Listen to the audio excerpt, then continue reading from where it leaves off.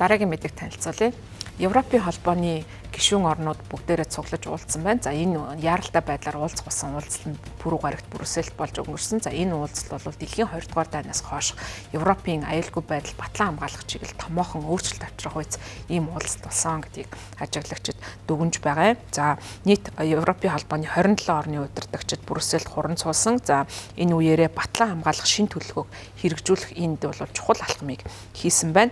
За энэхүү одоо хуралдаа хийх яаралтай байдлаар уулзах болсон гол шалтгаан нь бол Дональд Трампын зүгээс Украиныг Оросын холбооны улсад буулт хийхийг шаардж байгаа. За нөгөөтэйгүр Европын холбооны орнуудыг бол өөрсдөө аюулгүй байдлаа хангах. За Америкийн нэгдсэн улс бол Европын аюулгүй байдлаас ерөөхдөө ангид байх юм ордлого хийсэн учраас Европын удирдагчид Украин болон өөрийгөө хамгаалах чадвартай байхын тулд өөрсдийгөө дахин зэвсэглэх юм шаардлагатай нөхцөл үүссэн гэдгийг онцолсон. За энэ удаагийн уулзалтаар бол хамтарсан мэдээлэл гаргасан. За нийтдээ 27 орны удирдагчдаас нэгээс бус нь бол тухайн мэдээлэлд нэгтгээ илэрхийлсэн. За харин Унгарын ерөнхий сайд Виктор Орбан удирдагчдын мэдээлэлд хориг тавьсан гэдгээ мэдэгдэж байгаа. За мөн энэхүү яриа хэлцээний үр дүнд Украингүйгээр Украины асуудлыг хилцэх ёсгүй гэдгийг бол Европын орнууд онцлон баталсан. За мөн 2025 онд Украинд бол 30.6 тэрбум еврогийн тусламж үзүүлэх ийм амлалт өгсөн ийм 5 зүйл бүхий хилцээрийг хийсэн. За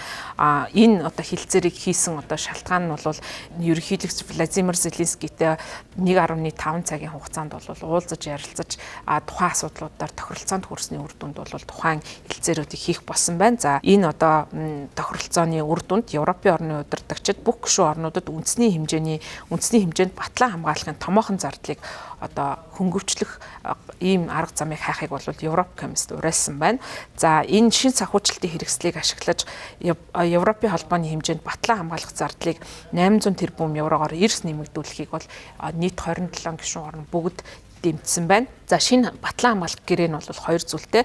За нэгдүгээрт бол Европын холбооны орнууд батлан хамгаалах зорилгоор томоохон хөрөнгө оруулалт хийх шаардлагатай болсон тохиолдолд одоо тогтоодож өгсөн байгаа төсвийн алдагдлын дээд хязгаараас давах шаардлага үүснэ. За энэ тохиолдолд бол Европын гишүүн орнуудад тогтоож өгсөн тэрхүү төсвийн алдагдлын хязгаарыг одоо зөөлрүүлэх бодлогыг баримтлах болсон байна. За хоёрдугаарт нь батлан хамгаалахын төслүүдэд 150 тэрбум еврогийн зээл олгох. За өөрөөр хэлбэл Европын холбооны гишүүн орнууд шин техник технологи цэргийн одоо технологи худалдаж авахт нь тухайн 150 тэрбум еврог бол зээлийн багцын хүрээнд ашиглах боломжтой болж байгаа юм байна. За мөн энэ одоо уулзалтын үеэр Европын орнуудын голлох удирдагчид бас уриалга хийсэн. Энэ уулзалтын үеэр Европын орнуудын удирдагчид батлан хамгаалах зардалтай холбоотой мэдээлэлүүд хийсэн. Тухайлх юм бол Польшийн ерөнхийлөгч Анжей Дуда НАТОтой холбоотой мэдээлэл гаргахдаа за НАТОгийн гишүүн бүх орнууд батлан хамгаалах зардлаа дотоодын нэвтрүүлэгтний 3-аас доошгүй хувьд нэн даруй хүргэж нэмэгдүүлэх ёстой. Энэ асуудлыг бол НАТОгийн ерөнхий нарийн бичгийн дарга Марк Рютэтэй Брюсселд хийсэн хэвлэлийн баг хурлаараа мэдгдсэн. За Дудагийн хувьд хэвлэлийн баг хурал дээр би ерөнхий нарийн бичгийн дарагт энэ асуудлыг удахгүй болох одоо ГАГ-д болох дээд хэмжээний уулзалтанд оруулж эвслийн гишүүн орнуудын энэ дотоодын нэвтрүүлэгтүүнийхээ 3-аас доошгүй хувьд нь хүргэж батлан хамгаалах зардлаа нэмэгдүүлэхийг ийм хүсэлтийг бол бичгээр хэрэгүүлсэн. За энэ нөхцөл байдал бол 2030 он хүртэл хүлээх боломжгүй ийм нөхцөл байдал байгаа гэдгийг онцолсон. За мөн энэ үеэр Францын ерөнхийлөгч Эммануэль Макрон Европын холбооны бусад удирдагчид бол түүнтэй уулзах үеэрээ Францын цөмийн засгийн дэтэрэнс буюу цөмийн одоо энэ хориглол хамгаалах чадварт яаж багтах вэ гэдэг тал дээр бол асуусан гэдгийг мэдэгдэж байгаа. За Америкийн нэгдсэн улс ер нь бол Европын орнуудын аюулгүй байдлаа хангадаг гол арга зам бол НАТОгоор дамжуулан Европын орнууд Америкийн нэгдсэн улсын цөмийн шүхурт бол багцаар ирсэн. За сүүлийн үед Америкийн нэгдсэн улс Европын аюулгүй байдалд анхаарал хандуулах боломжгүй гэсэн ийм тохио илгээсэнтэй холбоотой Франц улс бол өөрийнхөө цөмийн одоо энэ чадварыг ашиглан өөрийн цөмийн шүхурт Европын орнуудыг оруулах боломжтой гэсэн ийм мэдээллийг хийсэн учраас бол Европын орнууд үнийг нь сонирхож асуусан байна. За ташрамт хэлэхэд бол дэтэрэнс гэдэг ийм онолыг бол ерөнхийдөө Европын орнууд болон Америкийн нэгдсэн улс аюулгүй байдалтай бол онцолдог. За энэ бол цөмийн хориглох чадвар гэсэн ийм одоо ойлголт байгаа. За энэ бол цөмийн зэсэг бол улс орон бүр цөмийн зэсэгтэй байх шаардлагатай. Цөмийн зэвсгийн гол шаардлага нь бол бусад орнууд тухайн улсаас бол халтан түрэмгийлэхээс сэргийлэн. За ингийн тулд бол хэрвээ тухайн цөмийн зэсэгтэй орныг халтан түрэмгийлсэн тохиолдолд мэдээж хариу цөмийн зэсгээр бол дайралт үзүүлнэ.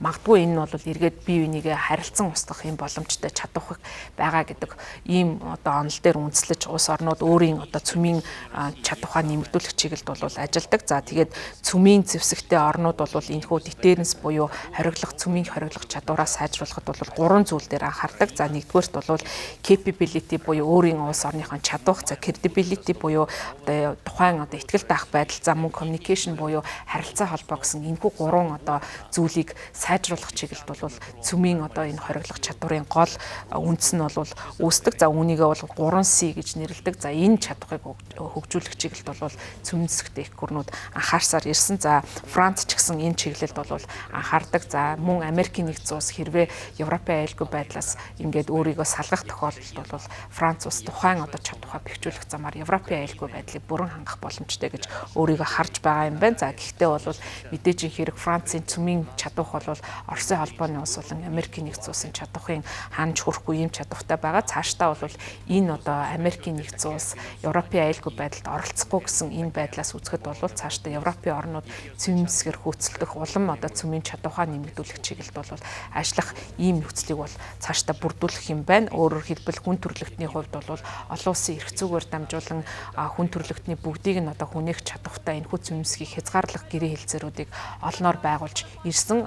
Гэтэл бол энэ Европод үүсэж байгаа аюулгүй байдлын нөхцөл байдлаас шалтгаалan тухайн одоо бодлого эргэлтийн одоо чанартай буюу улам улс орнууд зэвсгээр хөөцөлдөх ийм бодлогыг хэрэгжүүлэх төлөвтэй байна. За улс орнууд ялангуяа жижиг орнуудад хандив тусламж ихээхэн үзүүлж ирсэн орнууд зэвсгээр хөөцөлдөх болсон явандаа бусад одоо хөгжиж байгаа орнуудад үзүүлэх зээл тусламжийн хэмжээг бол бууруулахад нөлөөлөх магадaltaй байна. За хамгийн сүүлд хэд бол Нидерланд улс өөрийн хөгжлийн албан ёсныхон тусламжийг танна гэдгээ мэдгдсэн. За Их Британь ч гэсэн батлан хамгаалах зардалтай холбоотойгоор бусад орнуудад үзүүлж байгаа хөгжлийн албан ёсны тусламжийг мөн танах бодолтой байгаагаа илэрхийлээд байгаа. За Герман улсын одоо шинэ засаг заргаач гэсэн энэ чиглэлд ажиллах магадaltaй гэж одоо ажиглагчид харж байна. За энэ бол цаашдаа бидэнд ирж байгаа зээл тусламжийн хэмжээ багасах. За өөрөөр хэлбэл өөрийн дотоод нөөц бололцоогоороо эдийн засаг болон хөгжил тулгамдаад байгаа асуудлаа шийдвэрлэхээс өөр аргагүй ийм хүндрэлтэй эдийн засгийн нөхцөл байдал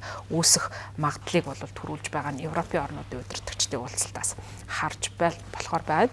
За мөн энэ уулзалтын үеэр бол бас цаашдаа Украинтай холбоотой асуудлуудаар эх 7 хоногийн сүүлээр бол Америкийн албаны ёсны хүмүүстэй Зеленский уулзах юм байна. За энэ үеэрээ бол энэ уулзалт нь Сауди Арабид болно. За тийм учраас энэ Сауди Арабид болох уулзалтын өмнө бол Сауди Арабид очиж Сауди Арабын угсаа залхамжлагч хүн тайж Мухаммад бин Саламантай даваа гарагт Зеленский уулзгаар төлөвлөж байгаа юм байна.